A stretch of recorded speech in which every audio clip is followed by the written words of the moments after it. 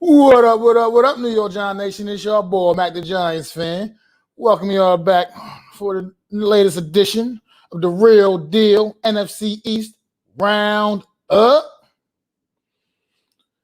It was a tough week for the NFC East. Week one was a very tough week for the NFC East.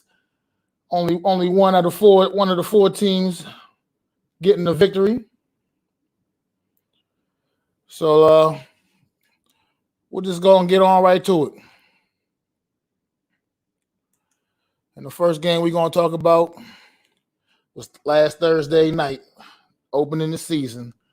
The Dallas Cowboys went and visited Tampa Bay Bucks. And we all know the final score was 31, Tampa Bay 31, Dallas 29. But it was a pretty solid game overall. Good way to open the season. Exciting, fun game to watch. Dak Prescott, man, was on fire, man. 42 or 58, 403 yards, 3 touchdowns. Yeah, it looked like Dak ain't lost a step one bit, man. I ain't even going to hold you, man. That offense, the Cowboys went out there in the period that looked like they are a team that is what I expect them to be.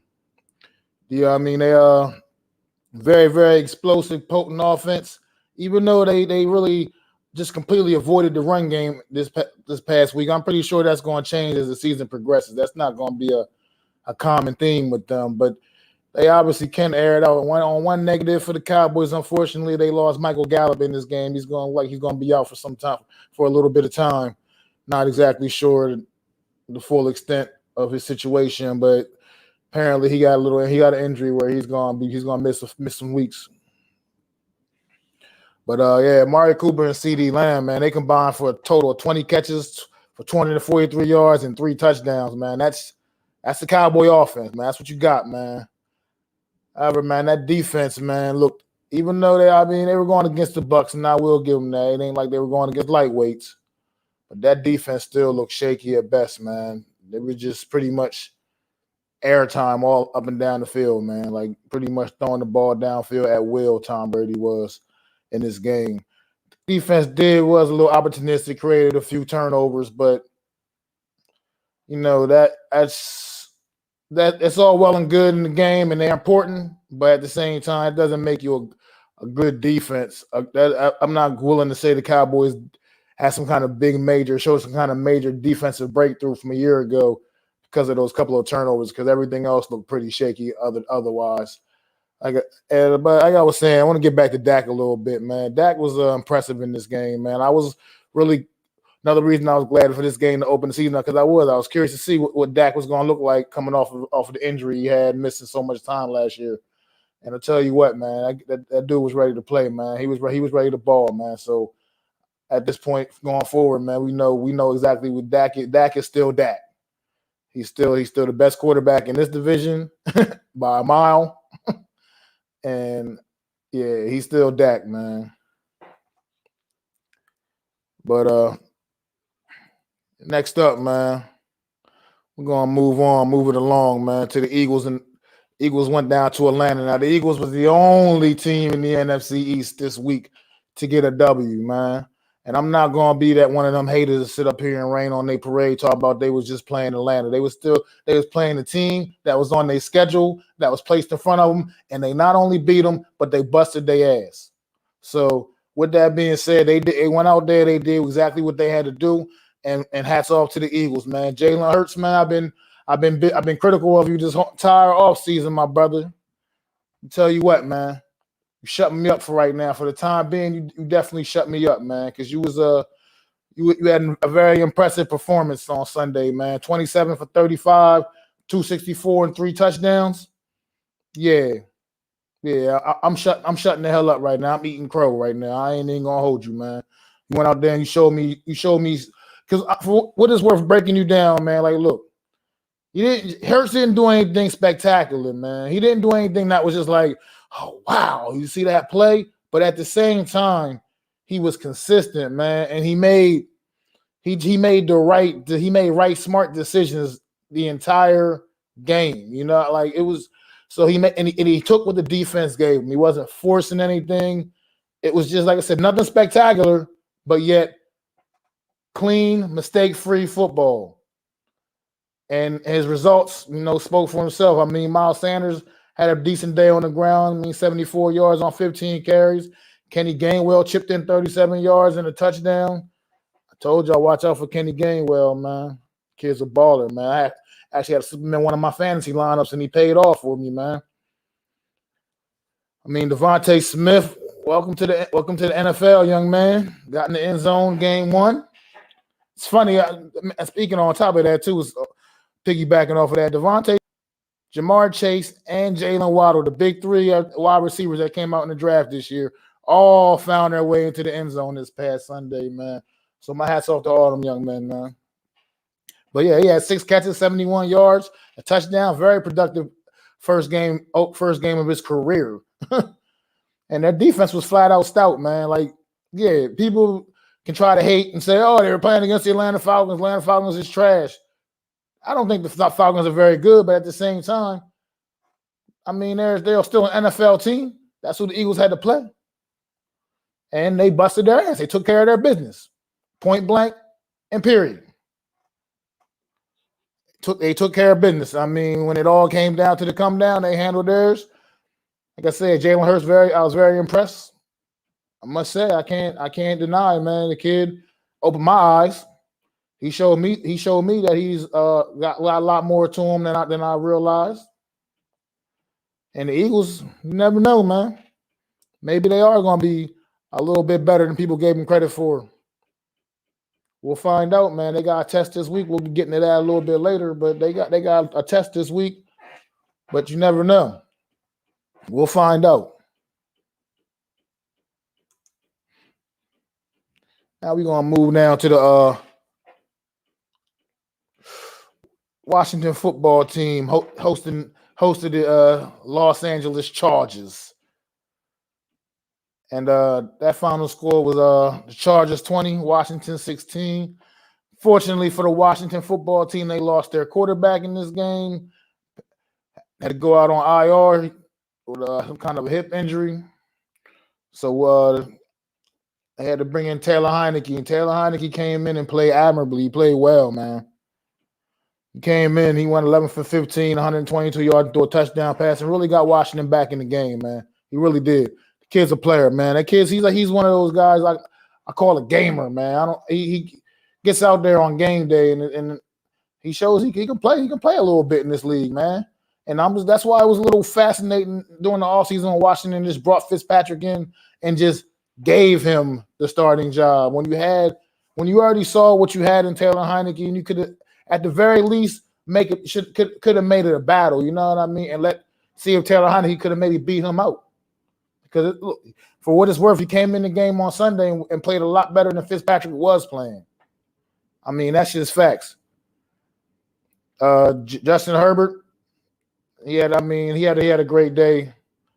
He had a great day. Year 2 is like he's poised for another big year. No, like he's trying to have any setbacks in year 2 on a new offense. 31 for 47, 337 yards, and a touchdown. He did have one pick, but they got the W. So ultimately, nobody's gonna worry about that one pick, man.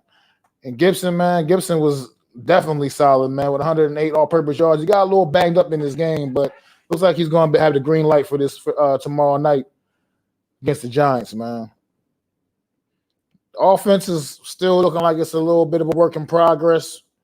Still don't really have a true identity. But, it's still early in the season, man. And now with the switch to Taylor Heineke, we'll see what this team does, man. We'll see, because things are going to be a little bit different than with Fitzpatrick in there. The defense, they were overall, they were still overall pretty stout. I mean, they didn't win the game. Chargers still ended up winning the game. But like I said, Herbert had a great game, had a great day, man. The Chargers overall just got him in the end, man. Defense still had a couple sacks, created a couple turnovers, though. And now we will move on to the New York Giants hosting the Denver Broncos, man. Opening day, MetLife Stadium. And the Broncos came to town and trashed the New York Giants. The final score read 27-13, but let's not be fooled. That last touchdown was absolute as garbage time a touchdown as you're going to ever see. It was just literally the last play of the game. Time ran out. The time completely ran out, and we didn't even have to kick the extra point because the time ran out. Extra point was going to have no factor, no bearing on the score, on the game, on the result. So, yeah, Teddy Bridgewater, man, he's the talk of this game right here, man. He came out and absolutely thrashed the New York Giants. Absolutely trashed us. Teddy Bridgewater, 28 for 36, 264 yards, 2 touchdowns, man. Absolutely trashed us, man.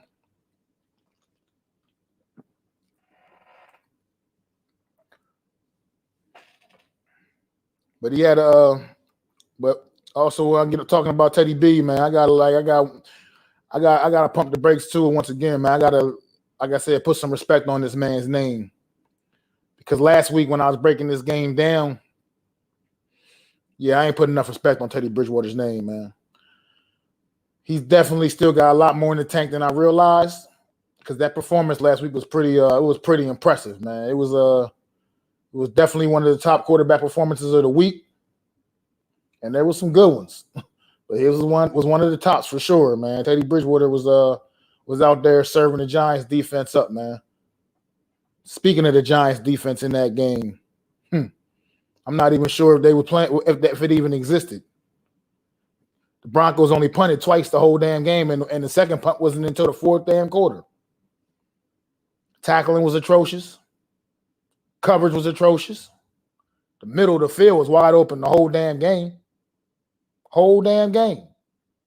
Noah Fant destroying the middle of the field. Tearing everybody up that was trying to cover him. It was a joke. The whole defense was a joke in this game. The whole damn defense. Jones, man, look. His stats indicate a quarterback that didn't have that played pretty well. 22 of 37, 267, touchdown. And he ran that last garbage time touchdown in as well. But they don't tell the whole story, man.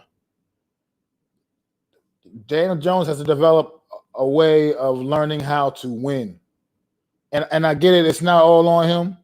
The O-line, like I said, after further review, the O-line was a little better than I first gave him credit for initially. But it still wasn't good enough. There were still some really mental errors that was hard to watch. I will not get over that Matt Peart situation. Like I think is he still sitting down in the stance right now? As Von Miller's running past him? I mean, it was crazy, man. That play was just, that's going to stand out to me because that was just as crazy a play as I ever seen. He literally never even got out of his stance. By the time he got out of his stance, Von Miller already sacked Daniel Jones. I mean, we got to get Barkley going.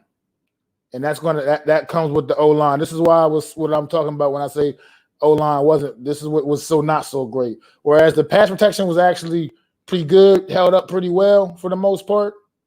That run blocking was atrocious. There just weren't holes. There were no running lanes. It was atrocious. I'm sorry. Guys, we got to get Barkley going. He's just too good a talent to have back there and to not be able to get him going, man. Tank, I mean, I know he was going to have a limited role pretty much, and he may have a limited role again as well tomorrow night, but 10 carries, 26 yards is not going to get it done, man. It's not going to be good enough. I mean, on a high note, man, Sterling Shepard, I guess I can acknowledge Sterling Shepard, though, man, for having a really solid game, man. 7 catches for 113 yards and a touchdown. He had a really rock solid day. He was by far the best New York Giant on Sunday.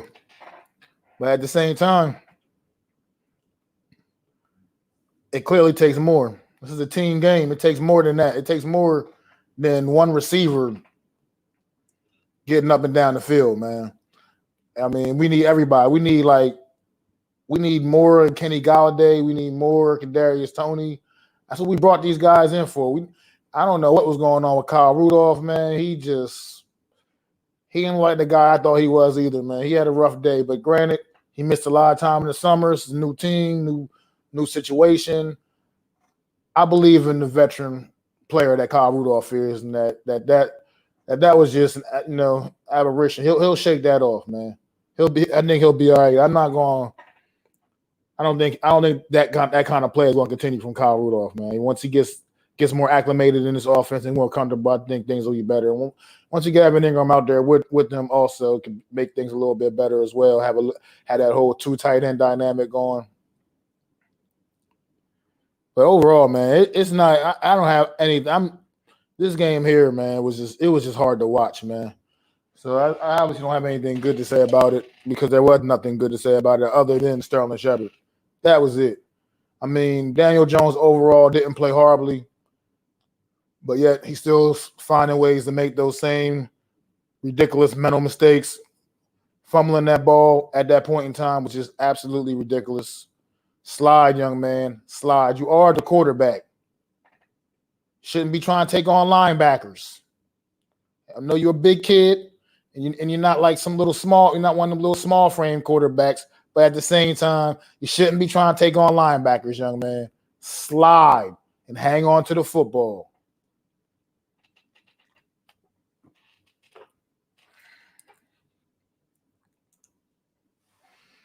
But now, before I move on and start just breaking down the rest of the division, the rest of the games. I mean, the rest of the games this week coming up this week. The NFC East, man. I grew up in the era I grew up, became a New York Giants fan late in the Parcells era. And, I dealt with those couple of messed up years of Ray Handley. Then I watched Dan Reeves, bring pride back to the New York Football Giants, instill pride again, toughness back in this team. Then I watched Jim Fossil come and take over, man. He had a good tenure here, led us to a Super Bowl. And then obviously, Tom Coughlin took the reins over, man, and we know where he brought 2 championships to the city, man. I'm sorry, man. Call me spoiled, call me greedy, man. But I just grew up in a good era to be a New York Giants fan. I really, really did. And it's tough and it's crazy. It's crazy to see this team fledgling the way they have been the last X amount of years now, man. Since the last Super Bowl, this team has went completely in the absolute, for lack of a better term, shitters, man. It went completely in the shitter, man. And I'm not used to that. This is a proud franchise, man. Historic franchise. Things got to get better, man. Things got to get better. New York, it's just, this ain't gonna cut it, man. We deserve better as New York Giant fans. We deserve better than what the hell we getting, the product we getting on the field. As a matter of fact, as fans of these NFC East teams, period, we all deserve better. Because once upon a time, man, let me tell you a little thing about the NFC East, man. Everybody laughs at the NFC East now. That's everybody's big joke in the league and everything. When I was coming up, bro, the NFC East it wasn't just the best team, wasn't just the best division in the NFL. The NFC East was the best damn division in pro sports when I was coming up. And for it to be the laughing stock of the league right now, it's hurtful. And it's a hard pill to swallow, man. Because like I said, I'm not exaggerating when I said that. It wasn't just the best division in football. It was the best division in pro sports.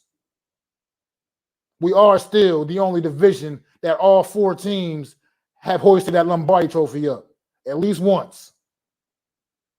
Can't no other division say that. But right now, we're not playing like that. This whole damn division needs a reality check, man. Needs a zap. Needs some life zap back into it, man, because it's crazy, man. NFC used to be fun football to watch. Now it's hard football to watch. It's just brutal. It's absolutely brutal, man.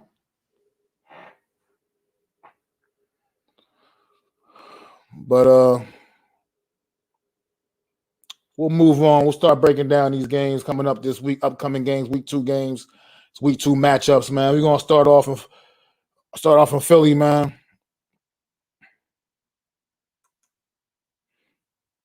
It's the Eagles taking on them 49ers, man, on Sunday, man. And at the link. As I was saying, this is gonna be a good test for the Eagles, man. It's not gonna be it's definitely ain't the Atlanta Falcons rolling the town. However, with that being said, this is the same team that got everything they can handle from the Detroit Lions on Sunday. So you just don't really know. And they traveling all the way across the country to play what looks like a pretty resilient Eagles team, man. Like I said, I can't even throw no shade. They were by far the best looking team in this division in week 1. And it by far. Cowboys look pretty decent on Thursday night and they're in a loss. But the Eagles played a complete game on last Sunday, and they was by far the best looking team in this division week 1.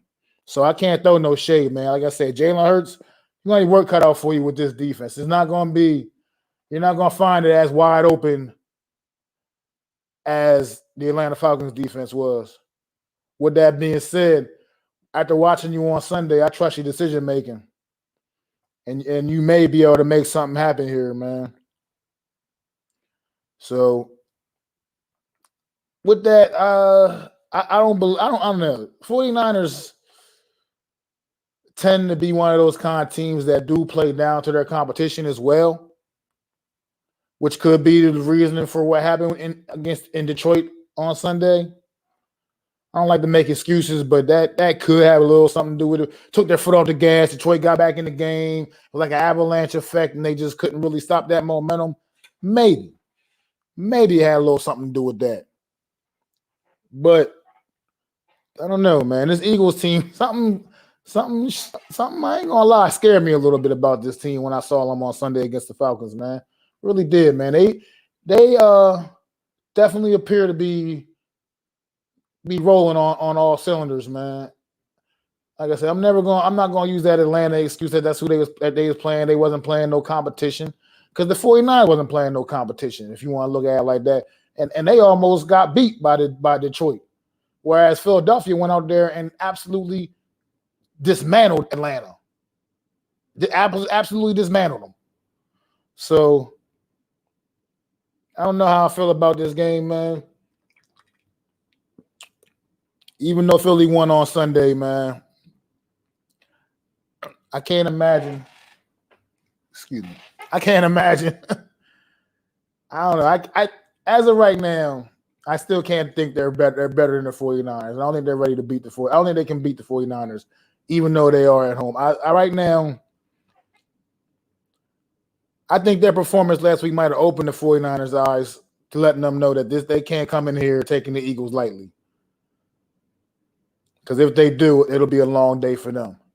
But I think they're gonna come in here and they're gonna wear the Eagles defense down. And that's what I think that's the difference between Atlanta and the 49ers against the Eagles is going to experience. They're gonna have a team that's gonna come in here and that's gonna try to absolutely wear them down with a power run game. And Jimmy G is gonna pick them apart, pick that secondary apart, man.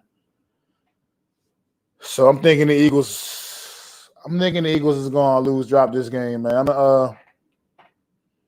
But since I believe the Eagles are a lot better than I actually gave them credit for initially during the offseason, coming after watching them play last week, I believe they are a better team than I gave them credit for. So I think, even though I think they're gonna lose, it's still gonna be. I think it's gonna be a pretty competitive game, pretty still tight game. And I think they'll say 27-20. Yeah, I say 27-20, man. They lose by a score at home against a team I think is just absolute. I think 49ers is a better football team at this point. That defense is ferocious, and they clearly and their offense, they run their offense straight up. No bones about it. They run their offense, man. But this could be a fun game to watch, man. Like I said, the Eagles I think are a lot better than not only myself, but a lot of other people gave them credit for. And the 49ers, I don't know. We'll see if what I just said was that they just played down to their competition last Sunday, or if they're just not that great. I mean, it's hard to tell after just 1 week. You got to see if any kind of a pattern emerges, you know what I mean, with some of these teams. But the fact that they were playing the Detroit Lions, I thought that was going to be the biggest blowout of the week, and it ended up being one of the better games and almost biggest upsets of the week. I don't know. But I do think the Eagles is going to drop this game 27-20, man. Going week 2 against the 49ers.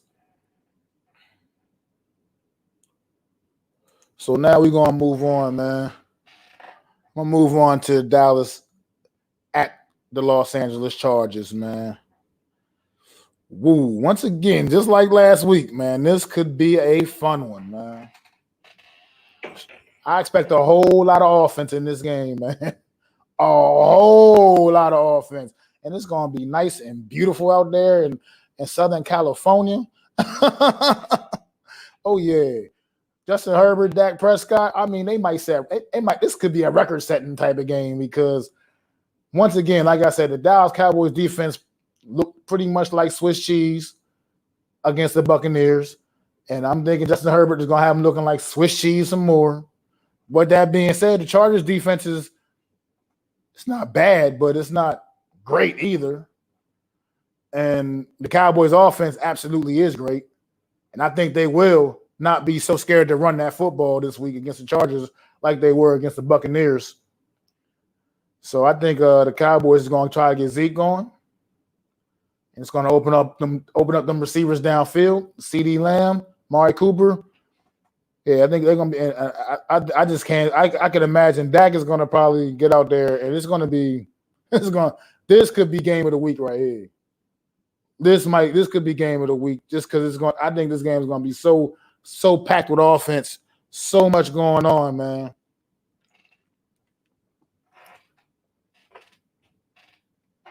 But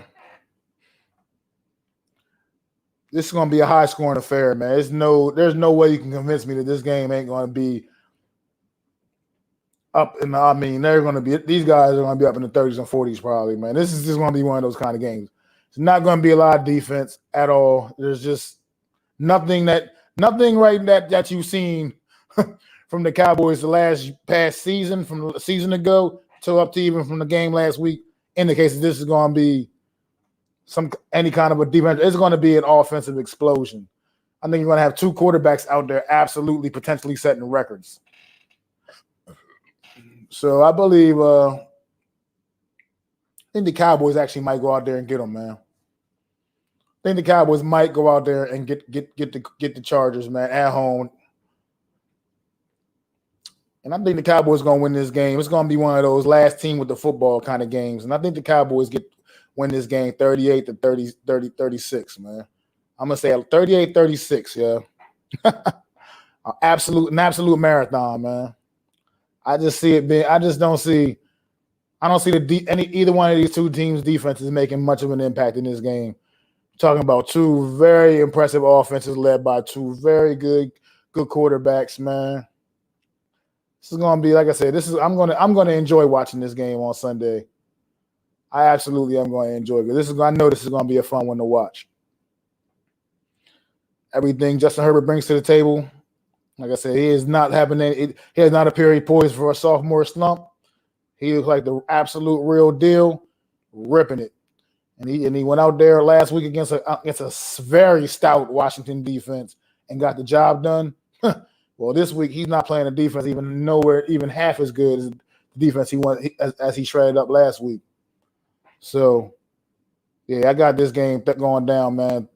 38-36 Dallas, though, man. I think Dallas will find a way to pull this one off, man.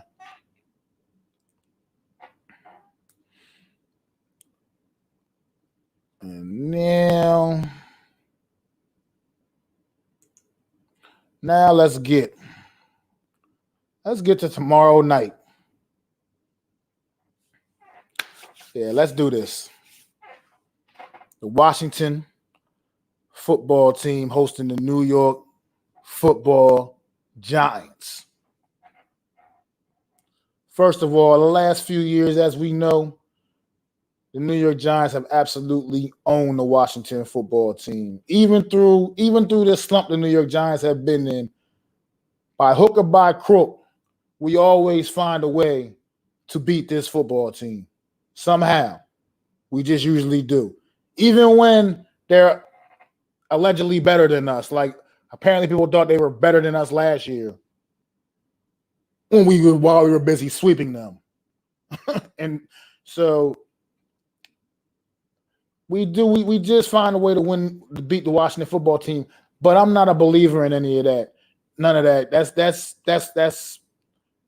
malarkey. That's absolute malarkey. That means nothing about what's going to happen tomorrow night. It has nothing to do with anything. 2021 is a whole new ball game. So it's not what happened last year, what happened the year before that, what happened the year before that. None of that matters. And based off of what I saw last week, yeah, good luck.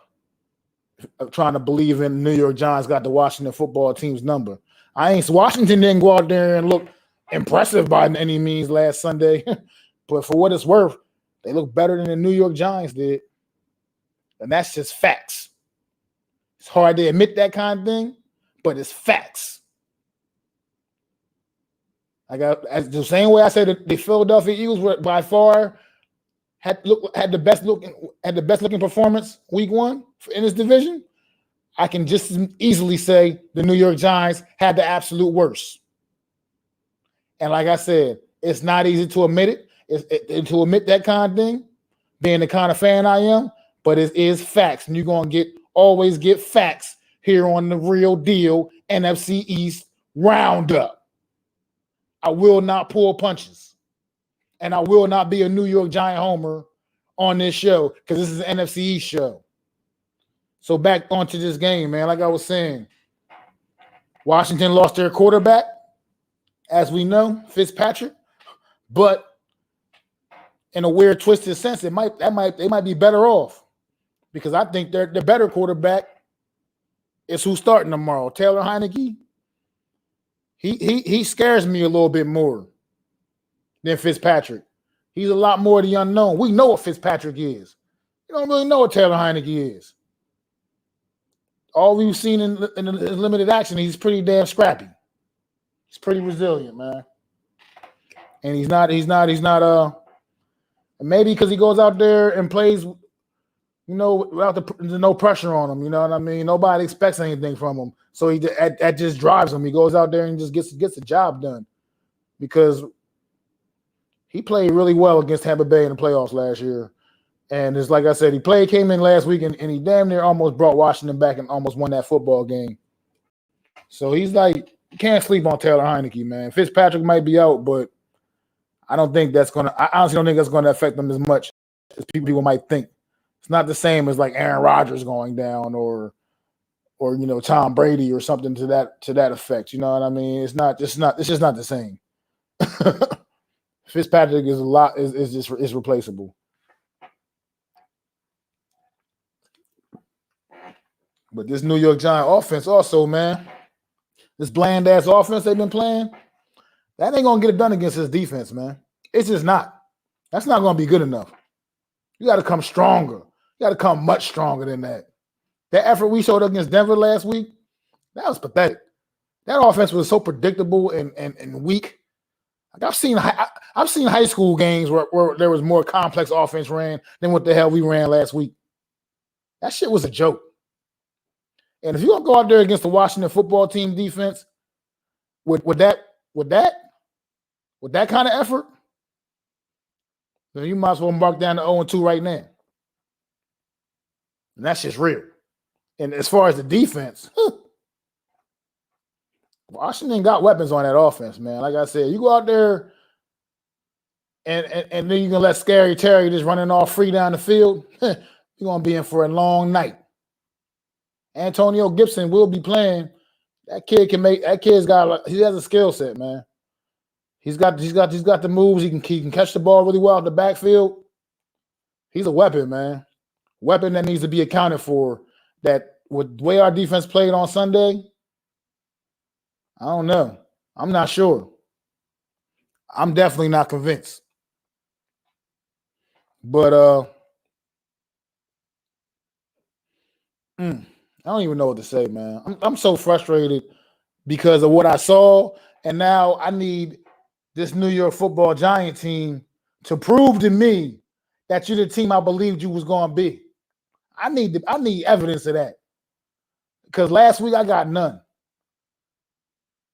I mean, I've been having to eat crow all week, man. I pumped up the defense, talked about just how the team was going to be more balanced than everybody else in this division, and all that. Man, I've been eating crow all week, man, because it's just the facts, man. I was clearly wrong. Went out there and got toasted at home by Denver Broncos. And I'm not knocking the Broncos, but I mean they're not the Kansas City Chiefs. But the way they're going up and down the field on us, you would have thought they was. Who, by the way, we got them on the schedule later on this season. We definitely better improve that defense, better improve before we get to them. Because that'll just be, I don't know, that'll be a record-setting performance as far as points being scored if the defense don't get it together by the time we play Kansas City. That's a long way down the line, though. Right now, we got Washington tomorrow night, man. A W is a must, man. I don't like to call week 2 games must-wins, man. But this kind of is a must-win. It's a must-win because of the fact of all of our situations, all of our issues, man.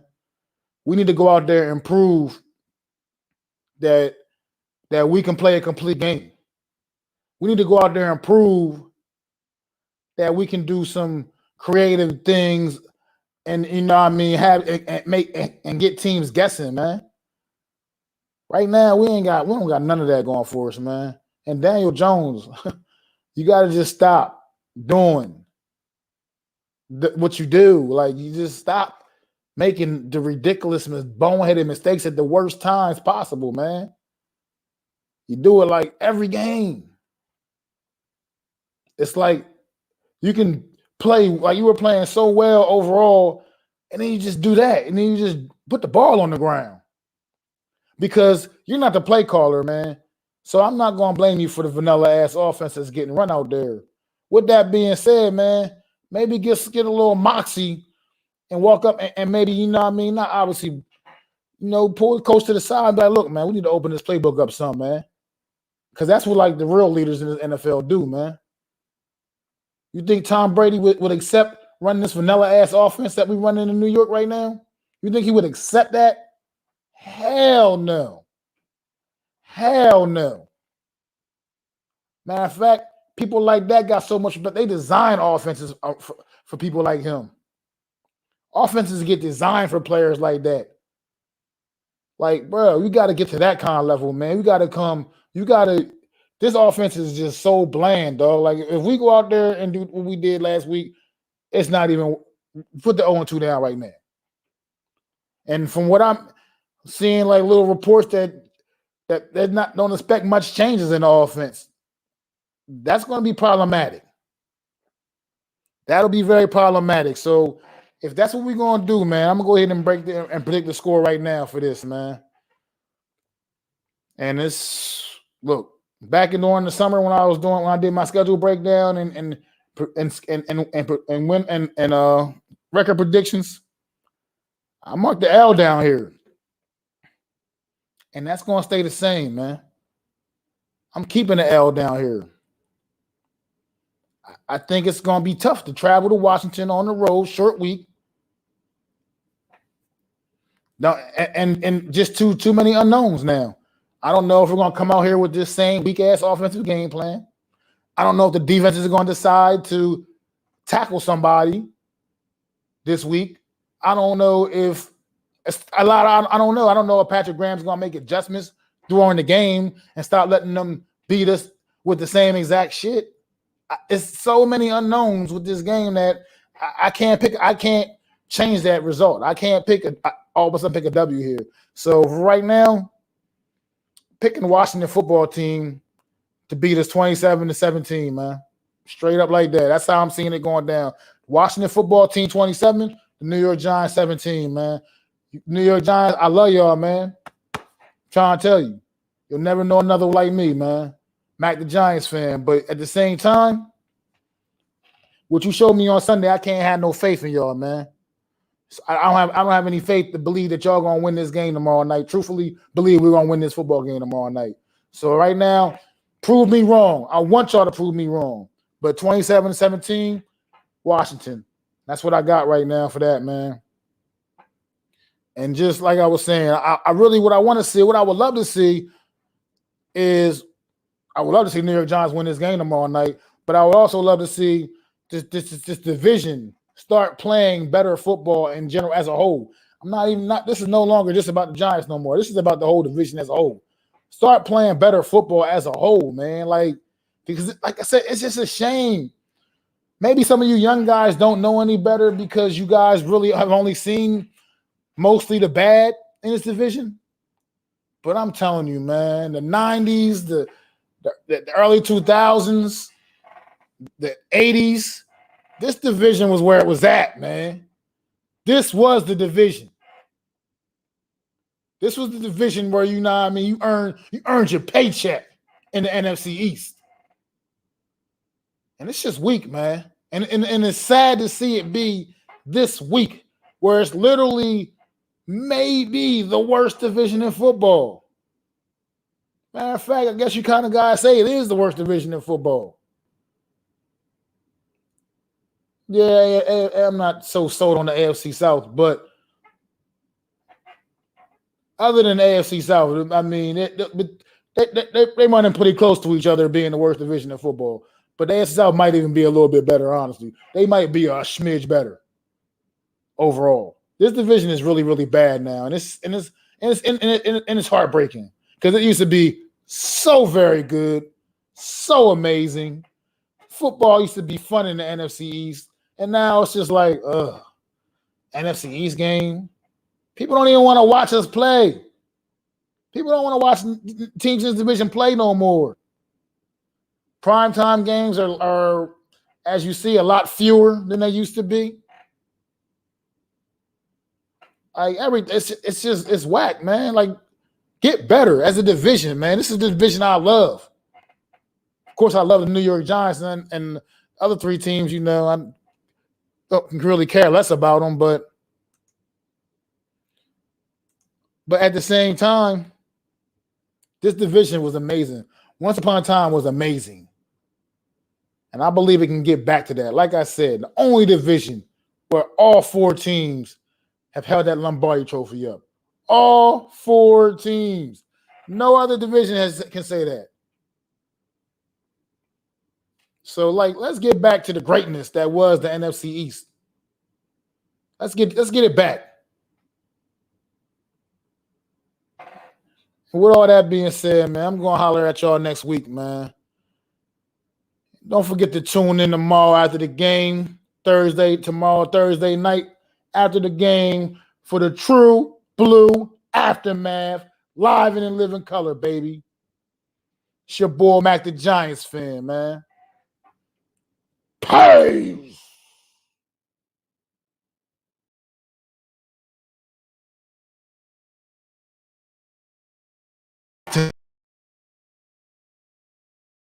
Them likes. Feel free to drop a comment. Let me know what you think. Don't forget to ring that bell so you know when I'm dropping new content.